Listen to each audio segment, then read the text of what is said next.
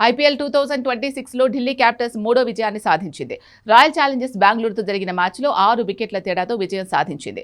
176 పరుగుల లక్ష్యాన్ని మరో బంతి మిగిలుండగానే చేసింది. ఈ సీజన్లో గుజరాత్ టైటాన్స్తో మ్యాచ్లో చివరి 2 బంతుల్లో 2 రన్స్ చేయలేక జట్టు ఓటమికి కారణమైన డేవిడ్ మిల్లర్ తాజా మ్యాచ్లో దానికి బదులు తీర్చుకున్నాడు. చివరి 4 బంతుల్లో 13 పరుగులు అవసరం కాగా వరుసగా 2 సిక్సర్లు, ఒక్క 4 కొట్టి మ్యాచ్ ముగించాడు.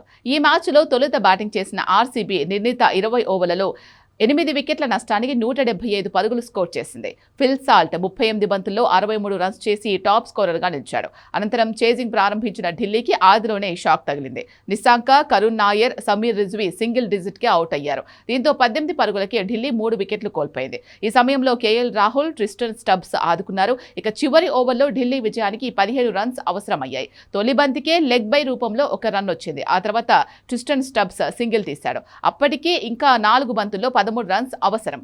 ఈ సమయంలో డేవిడ్ మిల్లర్ వరుసగా 6-6-4 కొట్టి మరో బంతి ఉండగానే మ్యాచ్ ముగించాడు. గుజరాత్ టైటాన్స్తో మ్యాచ్ అనుకున్నట్టుగా ముగించలేకపోయిన అతడు ఈ మ్యాచ్లో మాత్రం జట్టును విజయ తీరాలకు చేర్చాడు. అయితే అంతకుముందు గుజరాత్ టైటాన్స్ మ్యాచ్లోనూ మిల్లర్ క్రీజులో ఉన్న ఢిల్లీ ఓడిపోయింది. ఆఖరి బంతి వరకు ఉత్కంఠగా సాగిన ఈ మ్యాచ్లో గుజరాత్ టైటాన్స్ 1 పరుగు తేడాతో గెలిచింది. 2 బంతులకు 2 పరుగులు చేయాల్సి రావడం, స్ట్రైకింగ్లో డేవిడ్ మిల్లర్ ఉన్నప్పటికీ ఢిల్లీ క్యాపిటల్స్ ఓడిపోవడంతో స్టేడియం మొత్తం నిశ్శబ్దమైంది. మిల్లర్ కూడా డ్రెస్సింగ్ రూమ్లో ఒంటరిగా కూర్చొని బాధపడ్డాడు. తాజాగా జట్టును గెలిపించి నవ్వాడు.